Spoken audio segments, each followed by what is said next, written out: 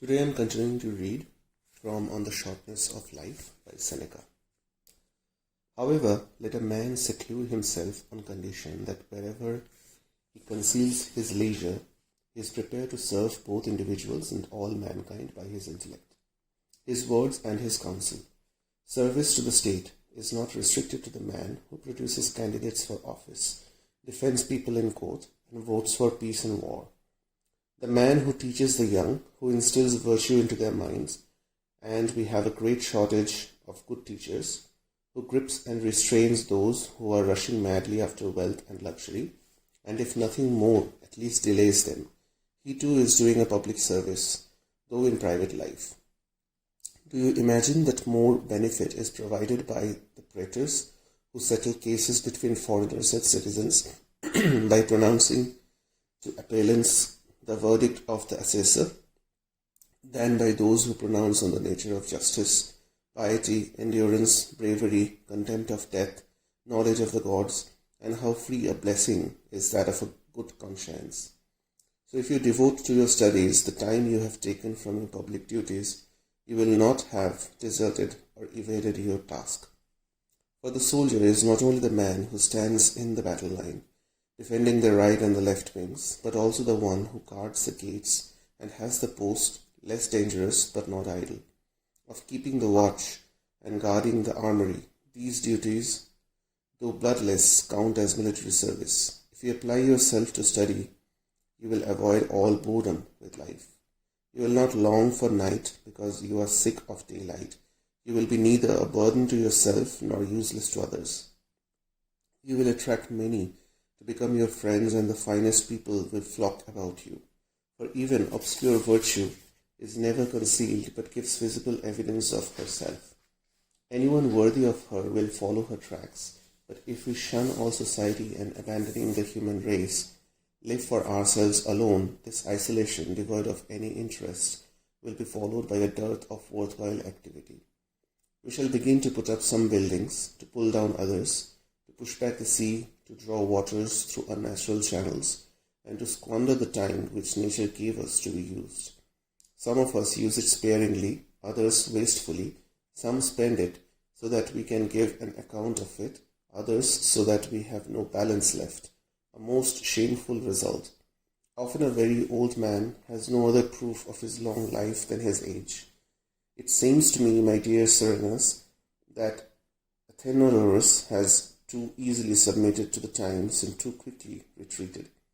I would not deny that one has to yield sometimes, but by a gradual retreat, and holding on to our standards and our soldiers' honor.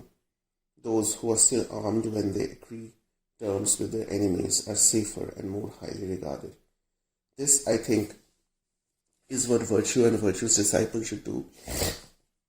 If fortune gets the better of someone and deprives him of the means of action, he should not immediately turn his back and bolt, dropping his weapons and looking for a place to hide, as if there were any place where fortune could not find him. But he should apply himself more sparingly to his duties and choose something carefully in which he can serve the state. Suppose he cannot be a soldier, let him seek public office. Suppose he has to live in a private capacity, let him be an advocate. Suppose he is condemned to silence, let him help his fellow citizens by unspoken support. Suppose it is dangerous for him to be seen in the forum, in private homes, at the shows, at banquets, let him play the part of a good companion, a loyal friend, a temperate banqueter. Suppose he has lost the duties of a citizen, let him practice those of a man. With a lofty spirit we have refused to confine ourselves within the walls of one city, and we have gone out to have dealings with the whole earth, claimed the whole world as our country. For this reason, that we might give our virtue a wider field for action. Suppose you are cut off from judicial office and public speaking and elections are closed to you. Consider all the extensive regions that lie open behind you, all the peoples. You will never find an area barred to you so large that an even larger one is not left open. But take care that this is not entirely your fault. For example, that if you don't want to take public office, except as consul or Prytanis or heraldus youths, but suppose you didn't want to serve in the army except as general or tribune, Even if others hold the front line, and your lot has put you in the third rank, you must play the soldier there with your voice, your encouragement, your example, and your spirit. Even if a man's hands are cut off, he finds he can yet serve his side by standing firm and cheering them on. You should do something like that. If fortune has removed you from a leading role in public life, you should still stand firm and cheer others on. And if someone grips your throat, still stand firm and help though silent. The service of a good citizen is never useless. Being heard and seen, he helps by his expression, a nod of his head, a stubborn silence, even his gait, just as certain wholesome substances do us good by their odor, even without tasting or touching them. So virtue spreads her advantages even from a distant hiding place, whether she walks abroad about her legitimate business, or appears on sufferance and is forced to foil her sails. Whether she is confined, inactive, and dumb within a narrow space, or fully visible in any condition at all, she does good service. Why do you think that a man living in honorable retirement cannot offer a valuable example? Much the best course, therefore, is to combine leisure with some activity, whenever a fully energetic life is impossible owing to the hindrances of chances or the state of the country. For you will never find absolutely every road blocked to some form of honorable activity. Can you find a more wretched city than Athens when she was being torn apart by the 30 tyrants? Having killed 1,300 of best citizens, they did not stop at that, but their very savagery spurred itself on.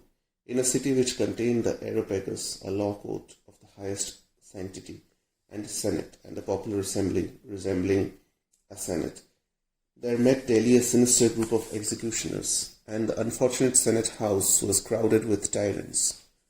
Could that state be at peace where there were as many tyrants as attendants? There could not even be a hope of recovering their liberty, nor any obvious chance of retaliation against such powerful villains. For where could the poor country find enough men like Harmodius?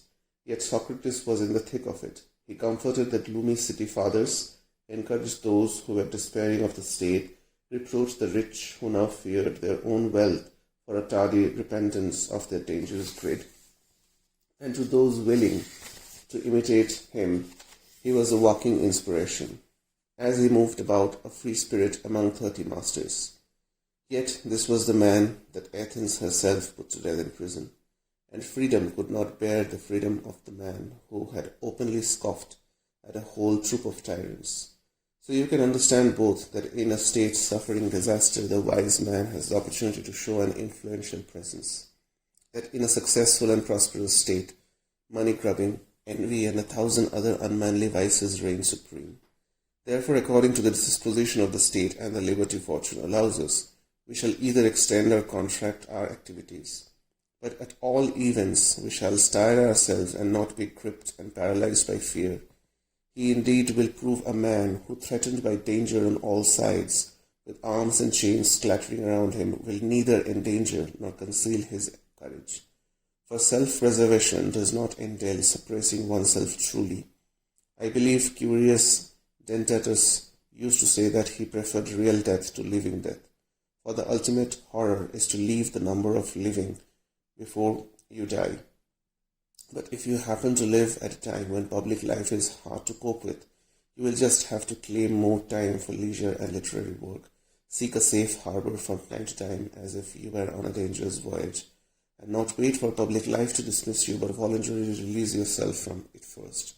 However, we must take a careful look first at ourselves, then at the activities which we shall be attempting, and then at those for those whose sake and with whom we are attempting them. Above all, it is essential to appraise oneself, because we usually overestimate our capabilities. One man comes to grief through trusting his eloquence, another makes more demands on his fortune than it can stand, another taxes his frail body with laborious work. Some men are too shy for politics, which require bold appearance. Some, through brashness, are not fitted for court life. Some cannot restrain their anger, and any feeling of annoyance drives them to reckless language. Some cannot control their wit and refrain from smart but dangerous sallies. For all of these, retirement is more expedient than public activity. A passionate and impatient nature must avoid provocations to outspokenness that will cause trouble. Then we must appraise the actual things we are attempting and match our strength to what we are going to undertake. For the performer must always be stronger than his task. Loads that are too heavy for the bearer are bound to overwhelm him. Moreover, certain tasks are not so much great as prolific in producing many other tasks. We must avoid those which give birth in turn to new and manifold activities and not approach something from which we cannot easily withdraw. You must set your hands to tasks which you can finish or at least hope to finish, and avoid those which get bigger as you proceed and do not seize where you had intended. We must be especially careful in choosing people and deciding whether they are worth devoting a part of our lives to them, whether the sacrifice of our time makes a difference to them, for some people actually charge us for our services to them.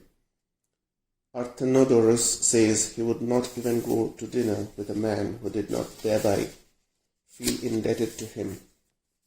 I suppose you realize how much less inclined he was to visit those who repay their friends' services with a meal, and count the courses as largesses, as if they were overdoing the honor paid to another. Take away their witnesses and spectators, and there is no fun in private gormandizing. You must consider whether your nature is more suited to practical activity or to quiet study and reflection, and incline in the direction your natural faculty and disposition take you. Isocrates forcibly pulled Ephorus away from the forum, thinking he would be better employed in writing history. Inborn dispositions do not respond well to compulsion, and we labor in vain against nature's opposition. But nothing delights the mind so much as fond and loyal friendship. What a blessing it is to have hearts that are ready and willing to receive all your secrets in safety, with whom you are less afraid to share knowledge of something than keep it to yourself, whose conversation soothes your distress, whose advice helps you to make up your mind, and whose cheerfulness dissolves your sorrow, whose very appearance cheers you up. To be sure, we shall choose those who are as far as possible free from strong desires for vices spread insidiously, and those nearest to hand are assailed and damaged by contact with them. It follows that just at a time of an epidemic disease, we must take care not to sit beside people whose bodies are infected with feverish disease, because we shall risk ourselves and suffer from their breathing upon us. So in choosing our friends and for their characters, we shall take care to find those who are the least corrupted. Mixing the sound with the sick is how disease starts, but I am not enjoining upon you to follow and associate with none but a wise man. For where will you find him whom we have been seeking for ages? In place of the ideal, we must put up with the least bad. You would scarcely have the opportunity of a happier choice if you were hunting for good men among Plato's and Xenophon's, and all that offspring of the Socratic breed. And if you had access to the age of Cato, which produced many men worthy to be born in Cato's time, it also produced many who were worse than at any other time and who committed appalling crimes. For both groups were necessary. For Cato to be appreciated, he needed the good to win their approval and the bad to prove his strength. But in the current dearth of good men, you must be less particular in your choice. Still, you must especially avoid those who are gloomy and always lamenting, and who grasp at every pretext for complaint. Though a man's loyalty and kindness may not be in doubt, a companion who is agitated and groaning about everything is an enemy to a peace of mind. Let us turn to our private possessions. The greatest source of human misery, for if you compare all other things from which we suffer, debts, illnesses, fears, desires, endurance of pains and toils, which the evils which money brings us, and the latter will far outweigh the others. So we must bear in mind how much lighter is the pain of not having money than of losing it, and we shall realize that of the less poverty has to lose, the less agony it can cause for us. For you are mistaken if you think that rich people suffer with more fortitude. The pain of a wound is the same in the largest and the smallest bodies.